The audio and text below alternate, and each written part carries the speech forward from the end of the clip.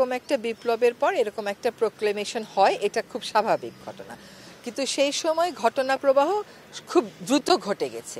একটা কোটা বিরোধী আন্দোলন থেকে একটা সরকারের পতন হয়ে গেছে। আন্দোলনরত যারা ছিল তারাও বলেছে যে তারা অতটা প্রস্তুত ছিল না। আমরা যারা পরবর্তীতে দায়িত্ব নিয়েছি, আমরাও নিয়েছি 3 দিন পরে, এবং আমরাও কেউ রাজনীতিবিদ নই।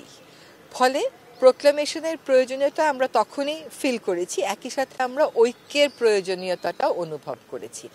সেজন্য আমাদের শিক্ষার্থীরা যখন প্রোক্লামেশনের কথা বলেছেন, সেখানে আমাদের দ্বিমত করার কোনো সুযোগ নেই, কোনো কারণও নেই। কিন্তু আমরা সরকারের অবস্থান থেকে চেয়েছি যে এটা বাংলাদেশের জনগণের একটা প্রোক্লেমেশন হোক, এবং সেটা করার একটা উপায় হচ্ছে যারা এই আন্দোলনে অংশগ্রহণ করেছেন তাদের সকল পক্ষ, শিক্ষার্থী দল এবং অন্য সকল পক্ষকে সাথে নিয়ে একটা প্রোক্লেমেশন করার। ফলে সেই প্রক্রিয়াটা আসলে শুরু করার প্রেক্ষিতেই পরবর্তীতে আপনারা দেখেছেন যে সরকারের পক্ষ থেকে একটা প্রেস রিলিজ আপনাদেরকে পাঠানো হয়েছে। কাজেই ছোট কথায় উত্তর হচ্ছে যে সকলের সাথে কথা বলার প্রক্রিয়াটা শুরু হয়েছে, এখন হয়তো ড্রাফটিংয়ের প্রক্রিয়ায় আমরা যাব।